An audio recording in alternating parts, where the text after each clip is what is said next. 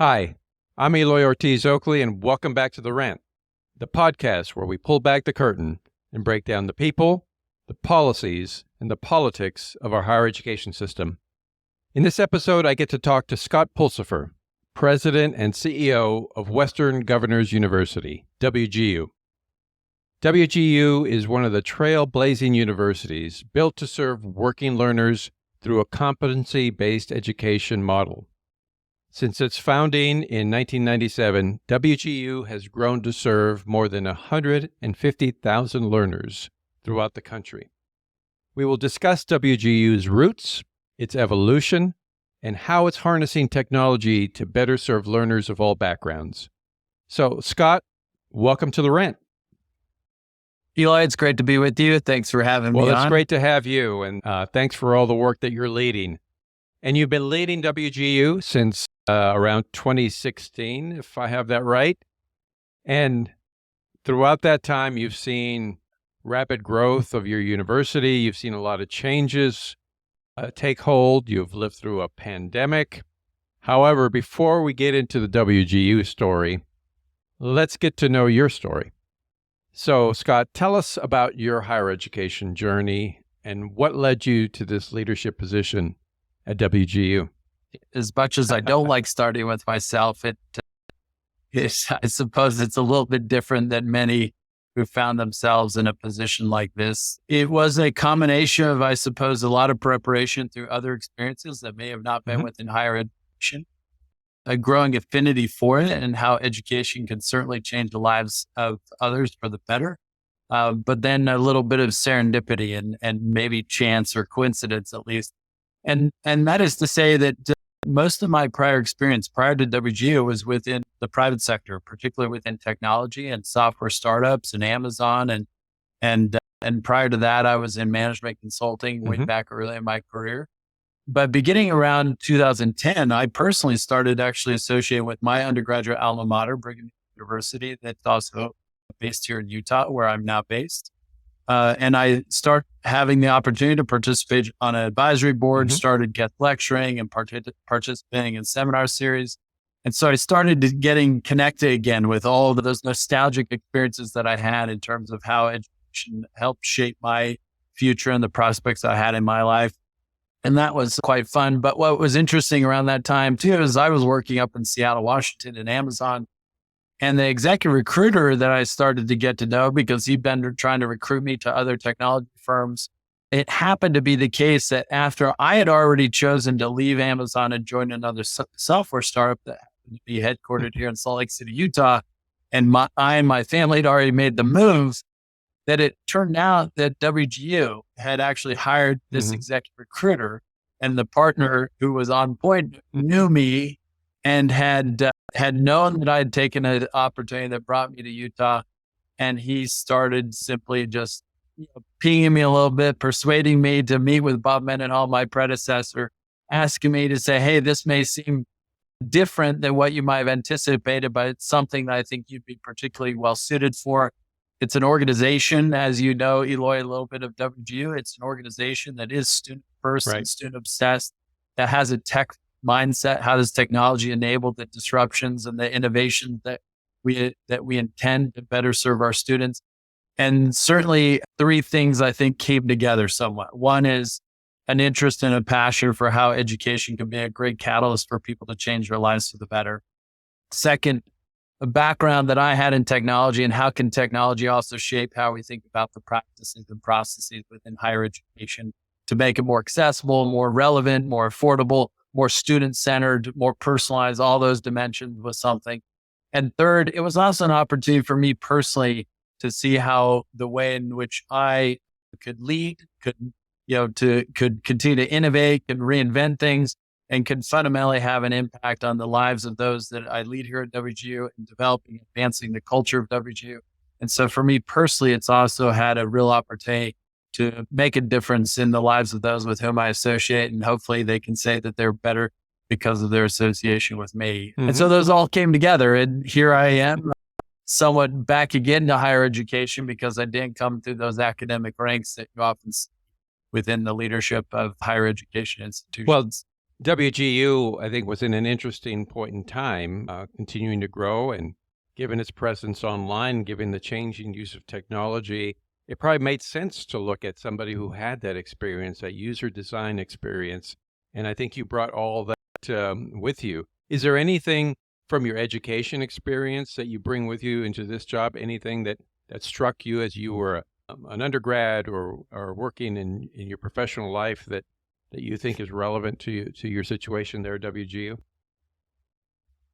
Yeah, there's probably a couple things. One that is all about how we think about the quality of an education. And the one thing that I think I started recognizing as I was associating with Brigham University, and interesting point there really quickly too, was that I was invited to be an adjunct professor or an adjunct faculty, if you will. I don't know if I would ever mistake calling myself a professor. So, but adjunct faculty and adjunct teaching about entrepreneurship and product management in the business school down at the Merit School of Management at NYU.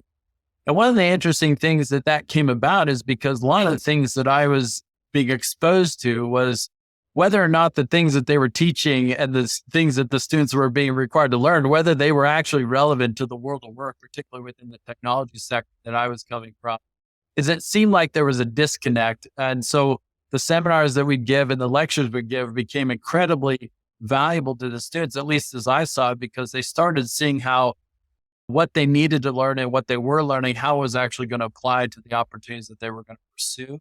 So there's an element about that I started recognizing. The other big thing is that much of what I have observed too was that, the faculty still had more of a bias towards what is it that was their field of interest or their field of research that they want to advance. And there was still seemingly that disconnect between actually putting the students at the center of everything they did. How did they think about increasing the probability that they would master the concepts that they were teaching? How did they increase their understanding of how what they learn applied to the opportunities they're going to pursue? How did they increase their ability to support them with all the disruption that these students may be dealing with at times? Like those were all secondary thoughts to them. And so it's helping me also kind of recognize that in my own experience with education, that we think that there are many ways by which we can make it more student-centered, that we can make it more relevant to the future that they're going to be part of and creating.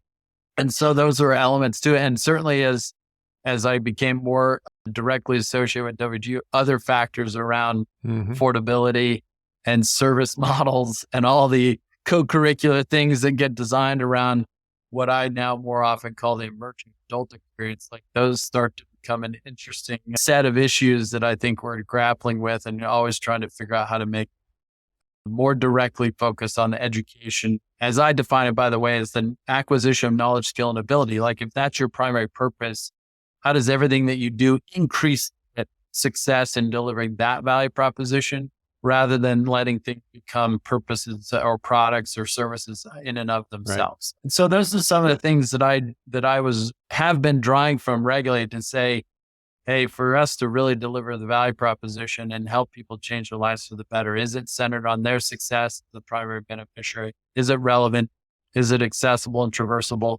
Those things start to become top of mind. Yeah, no, I couldn't agree more that student-centeredness is certainly a great recipe for success. And so let's talk more about WGU.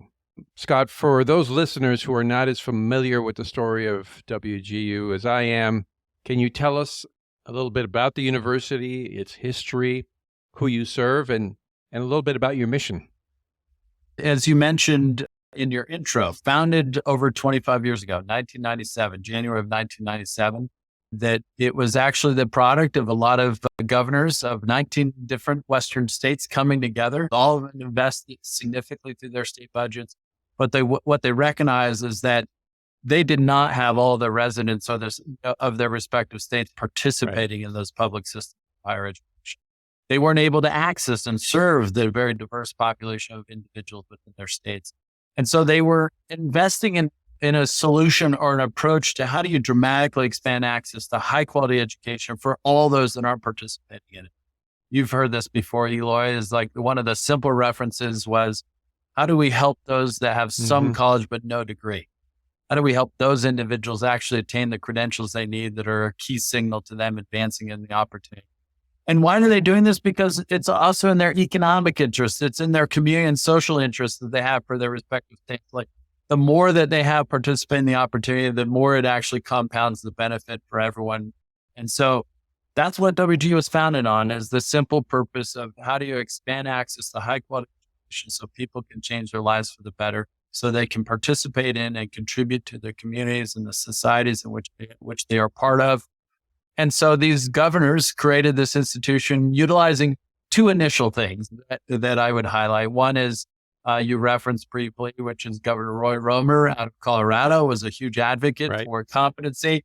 He would often tell a story about the pilot. He's like, I don't really care where you learned how to pilot a plane. I just need to know whether you're competent to pilot, right? And so that idea gave anchoring to this competency-based approach to education, that it was mastery or proficiency in the subject matter that was more important than the time it took you to develop that mastery.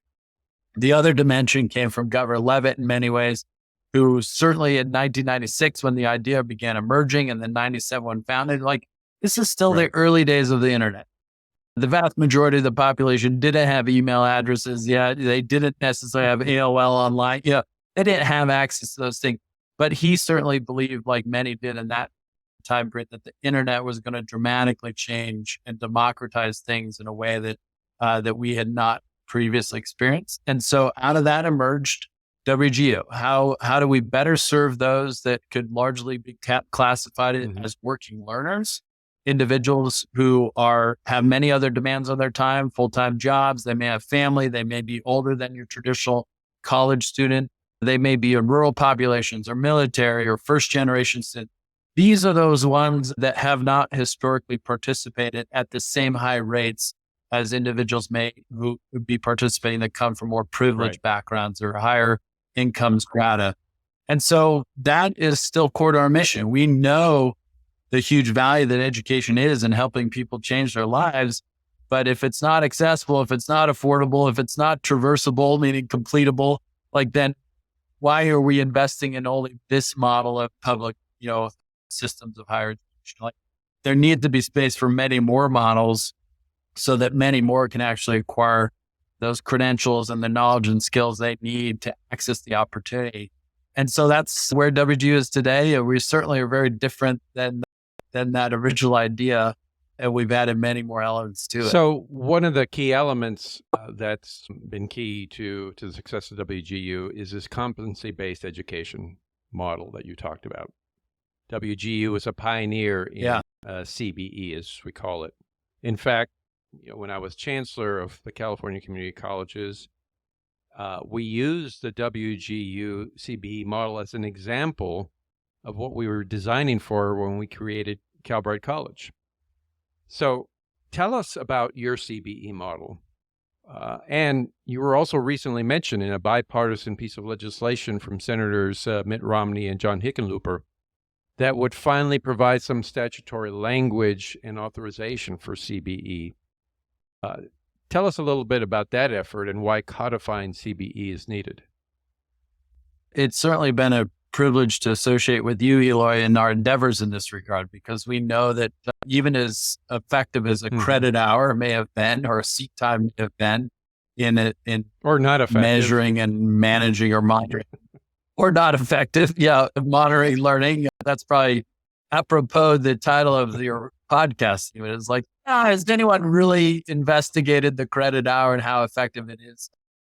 Certainly, I think we have over generations taken certain things as matter of fact rather than whether they actually work. And so the competency-based model that we have really implemented at WGU probably designs around a couple key things or three things I'll try to highlight. One is, in a competency-based approach, you have to work really hard to ensure that the learning outcomes at a unit of a course or a module or a program, credentials, you have to know that those learning outcomes are relevant to the skills and competence or the knowledge and capability that individuals need in the opportunities that they're pursuing. This is one of the ways by which being very deliberate about designing for what is it that to master so that you can be better ready for the opportunities you're pursuing.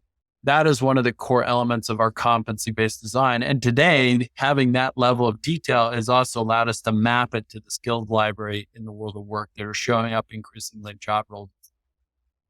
The second key consideration is that when you design that way, that you actually have criterion reference assessment, which is, well, you have to be really clear about how you're assessing that competency, and that our instructional faculty and all those who have that subject matter expertise around not only instructional design, but assessment design and all the psychometrics that go along with it is like, you have to know that if in fact individuals are passing these exams or these assessments, if you will, that you know they have high integrity around verified competence. Now, the third key part of that comes to how do you redesign the instructional model around that, including the evaluation of students' proficiency or their levels of competency. And we've kind of unbundled that faculty model where we really said, we want to leverage all the best content out there and make that available to you. We want to provide more personalized instruction down at a course level so you can have direct access to the subject matter expert, more on a one-on-one basis, because of the lecture, which what most people experience is just content. It's really about how how our faculty are helping an individual student progress in their own mastery of that content. And the other key piece of that is the mentoring model, which is the mentors who are really helping them connect all the dots across their program to say, it's actually the integrative competency that you need to develop across those programs too. And of course, we have our evaluator model that says those who are evaluating the proficiency of the students are different from those who design the curriculum, are different from the faculty who teach the curriculum. And so you have a high integrity model around that. The last thing, if I can, Eloy, before I go too long, simply say is that competency-based is not something we invented. I think you're right, which is we see ourselves as pioneers in it because of our design and scaling of the model that we've had.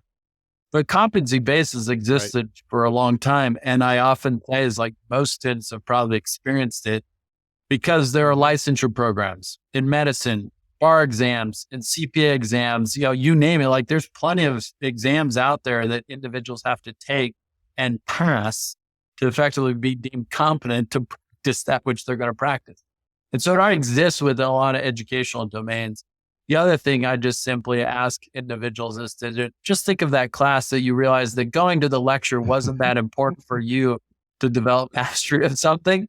And if you just could take the test right then and there, or at least within a week, rather than waiting to the end of the term, like you would have already demonstrated your competency in that particular subject matter. But this is where that seat time model, like we've often left it to just sit there and go, oh no, time is the measure of whether or not someone has developed mastery, versus letting the time vary and letting the standard for learning be constant across individuals. So tell us about the legislation that I mentioned from Senator Romney and Senator Hickenlooper. What is that attempting to do, and why do you think we need to codify CBE? Most of your listeners may be surprised by this because WGU has now been around for more than a quarter century. There are many other institutions that have reasonably scaled CBE, competency-based programs and courses that are available out there. But maybe we shouldn't be too shocked. Maybe the pace of legislative progress is not what it used to be. It certainly seems to move in a glacial pace. But what's somewhat surprising to me, even being new to higher ed, is that all of the construct, the policy framework in which competency-based education today exists is purely a regulatory one, which really means it's under the rules and guidance provided by the Department of Education. And it's certainly the department itself is operating within the framework that has been provided from a legislation standpoint, meaning the Higher Education Act, et cetera, that they can give guidance for different pedagogical models, different term-based constructs, et cetera. But that's been the model by which the CB has existed. And the challenge with that sometimes, as you certainly know, is administrations come and go. They can change perspectives and opinions about what should be the frameworks that establish the rules by which institutions and programs and students operate. And competency-based education is not even referenced in statutory language, meaning in the legal language of law, like it's not referenced anywhere. And so this is pretty important because now with 20, 25 plus institutions who have reasonably scaled enrollment in programs that are competency-based. WGU obviously at large scale in this space. The importance of it means it dramatically increases what is it? It's like the stamp of credibility. It's like the kind of license to innovate more now around competency and pedagogical models that ultimately achieve what all of us want, which is individuals accessing high quality education, ensuring accountability and quality around the outcomes of that educational model. That's actually, by the way, Eloy, one of the key things about the language is that it is increasing the accountability for such programs for delivering on completion, great relevancy to the workforce, economic and mobility outcomes. Like those are also part of the language that's being advanced here to say, for any new model or new innovation, we should hold ourselves accountable for it. And if it doesn't work, then why do we legislate it or regulate it? It's like, no, we want things to work. And so the rules should actually be such that increase accountability for institutions and students and programs. So that's the goal, is that competency-based will actually find itself into the higher education law. Well, we will remain hopeful, but I think you hit on two important points when these questions come up. First of all, innovation has a hard time expressing itself in an environment that's uncertain. If regulation changes all the time, it's really hard for an institution to invest in innovation if it doesn't know if that innovation is going to be considered, if it's going to be allowed under a certain regulatory framework or not. And I think that's certainly been a challenge for you in the past. People have questioned competency-based education. And so I think having that certainty in statute would certainly help you and others continue to innovate in this space, but also the accountability piece. I mean, it's really hard to adequately compare yourself against other institutions when you're sitting out here in an environment that's just strictly the regulatory environment, and others have statutory protections. So I do think both of those issues are key. Yeah. I think one thing to add to that, if I can, Eloy, is that in highly regulated sectors like higher education is, especially because of the student finance complex that exists around that, it creates a risk aversion among institutions to innovate because of those challenges that it may present around, going through an audit like WGU has been through, going through kind of the challenges that exist around the money that you're spending to try to innovate.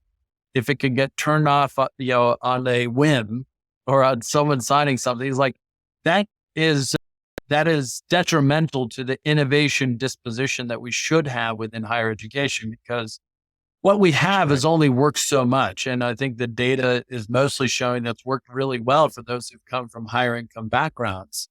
But we actually need education working for everyone, and we need everyone on pathways to participate in the opportunity to contribute to it.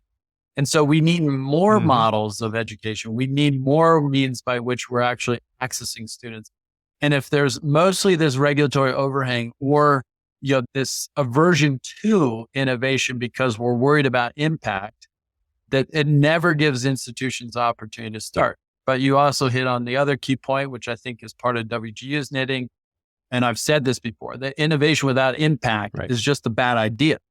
And so those that are driving innovation also have to hold themselves accountable for whether or not that innovation works.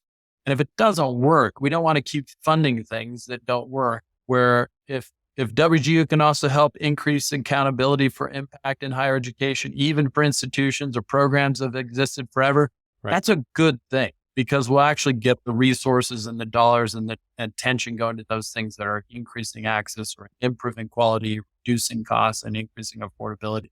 All of that's needed now more than ever. Let's quickly hit on another issue that's come up in Congress that you and I are both familiar with and we've been engaged in. That's the short-term Pell conversation.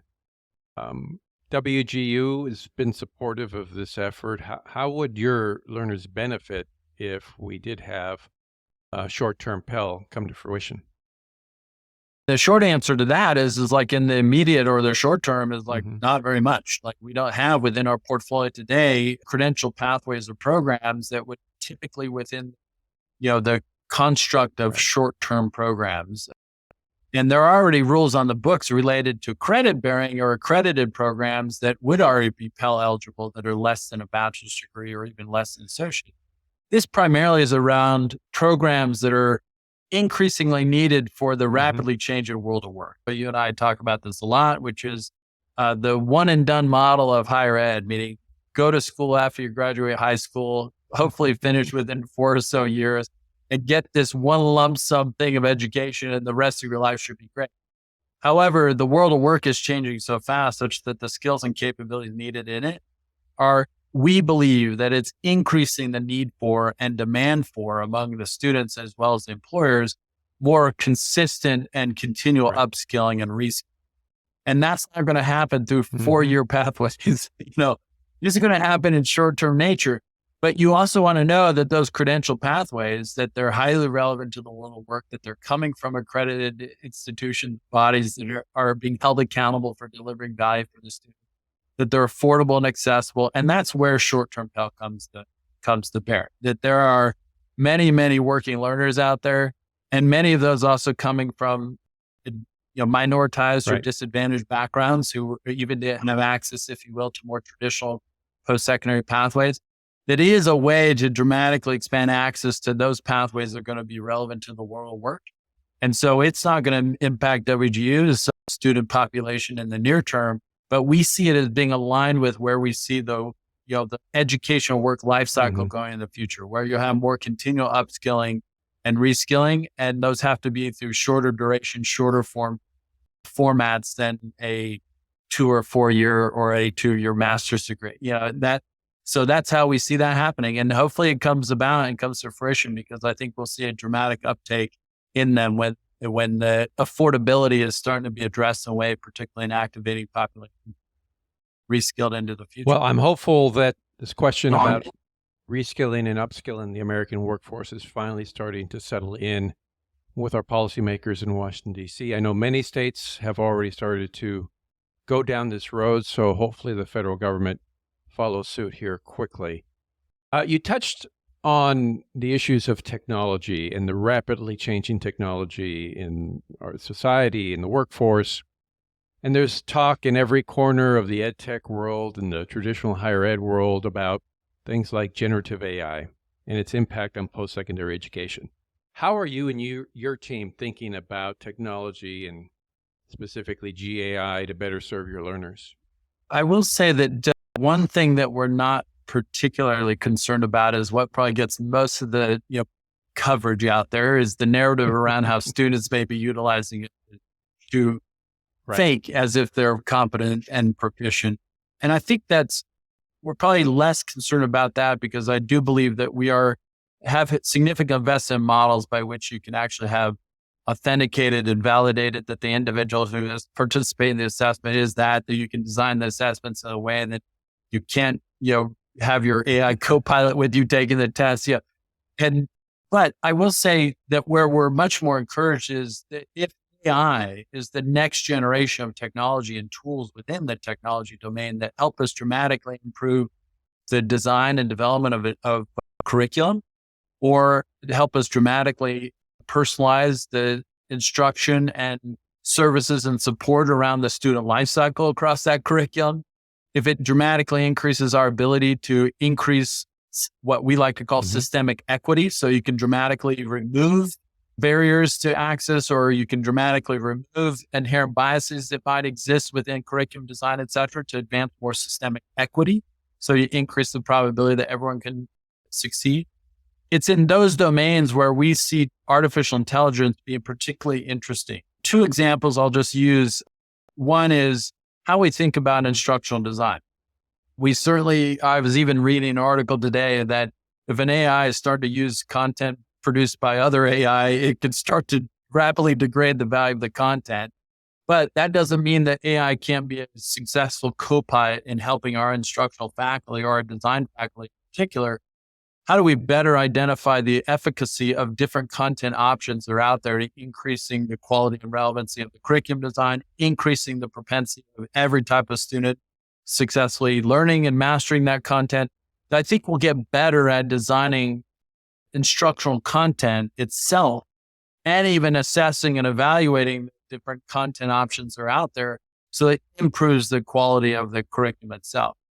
The other key area that we're really excited about is that with large language models in particular versus more generative artificial intelligence, or even I think the big sentient AI is the one that has us all worried that the AI starts thinking it's alive, But what we're really excited about large language models is that if you get the right data set going into it, if there were ever a tool that could dramatically increase the context and personalization of the instruction being provided, that's it. Meaning that even with our thousands of course instructors and thousands of mentors and evaluators, like here's how technology could dramatically improve the effectiveness of all of those instructors, because it can be very specifically relevant to how that individual student is in their mastery journey of this particular subject matter. It just is much more effective and proficient and speedy, and such that it's more timely and relevant to that one student. And that for us embodies our cultural belief of one by one. You're now solving for each individual student and only advancing outcomes one student at a time. And so we're really excited about that personalization or contextualization of instruction and learning in a way that dramatically increases the probability that every student is successful. And to me, that leads us to that kind of mic drop moment in higher ed that we love to talk about, which is regardless of who you are and the background you have, or gender or sexual orientation, or whatever it is about your identity, is like, regardless of all those things, that you have an equal probability of success. Is that that's where the personalization of learning, I think we'll see a step function increase as we start to apply AI as a technology. Well, I think that's what excites me the most, is the more personalized we can make the experience, the more we can reach learners of all backgrounds, regardless of where they're at in their journey. So, Scott, let me ask you one more question as we begin to close. Where do you see WGU going over the next 5 years, and what excites you about that journey? We certainly are we are not done yet. I think we like to talk about how does WGU's innovation continue to hopefully bring about a tidal effect across the whole sector, to how we rethink design of and development of curriculum, how we think about instructional models and student life cycle, how we think about bending the arc of the cost curve in higher education, not just for WGU, but for all of us. There's plenty of being written about that right now. But for WGU in particular, I think maybe two things that's worth highlighting. One is we love to think about how do we dramatically increase our understanding of the diverse learner profiles that we're serving, and the diverse learner profiles that exist out there broadly. And where we just ended our conversation about how technology will enable some of these things, the thing that we love to talk about is personalization of instruction and learning. That every individual is actually being served as they need to be served, so it dramatically increases their probability of success. And so we see this as that critical input to truly establishing a systemic equity model of higher education, where in fact that we are designing as if we only have one student enrolled, and the whole of WGU, it makes it feel like that one student as if it's all designed for them and that one student. And that's, I think, something that will be a forever pursuit for us. And that does require both understanding the diversity of the learner profiles. It is not just about demographic context. That's only just an input to understanding how they may experience or even infer different things about what we're designing. But that's just an input. It's not at all those things that are defining their worth and their capacity for learning. We're trying to adapt as to how they approach learning and how different tools support them, particularly increase their mastery. The other thing I do think we're contemplating is how do we continue to expand the portfolio of programs and offerings, both horizontally and vertically. We know, as we hinted at, is that the future of learning and work is more continual in its notion rather than one and done. And that means that our vertical stacking and scaffolding of our credential and pathway offerings will be very different in the future. And at the same time, I think we'll start to discover that the breadth of the domains in which we're offering programs will continue to expand, and that's exciting to us. And lastly, I maybe just mention is that we know that there are many who are feeling somewhat disillusioned, or they're feeling like pathways are not accessible, they're not affordable. We have a very deliberate model of how do you continue to reach and access those individuals so they can be activated into those pathways, because if there were ever a time that they need it, now more than ever. We don't want any of these individuals feeling like they're stranded. We don't want any of them self-selecting out of education because they think it's not accessible or affordable. And so we're continuing to be very deliberate about increasing our reach and support for these individuals wherever they are geographically, whatever economic circumstance they find themselves in. And I'll just give you a taste of that is that we're dramatically improving the representation from students of color and from low income backgrounds. That's a very deliberate effort on our part so you can have more equitable access. And that combined with the personalization of learning means that the real equity happens. It's not just enrollment, it's actually an attainment and economic and social mobility outcomes. And so, that work is, that continues, I guess, if you will, to define the pursuit of the mission that these governors first founded, that education helps people change their lives for the better. I think that equity note is a great note to end on. Scott, thanks for joining me. Really appreciate the work that you're leading and really appreciate you spending some time with me here on The Rant. It's been a pleasure. Thanks. All right. Eloy. Well, you've been listening to my conversation with Scott Pulsipher of Western Governors University. Thanks, everyone, for joining me here on The Rant. If you enjoyed this conversation with Scott, please hit the like button. Let us know what you thought about the interview and what you think about skills-based hiring, and competency-based education. And to hear more episodes, subscribe to this YouTube channel and continue to follow us on your favorite podcast platform. Thanks for joining us, everybody, and we'll see you soon.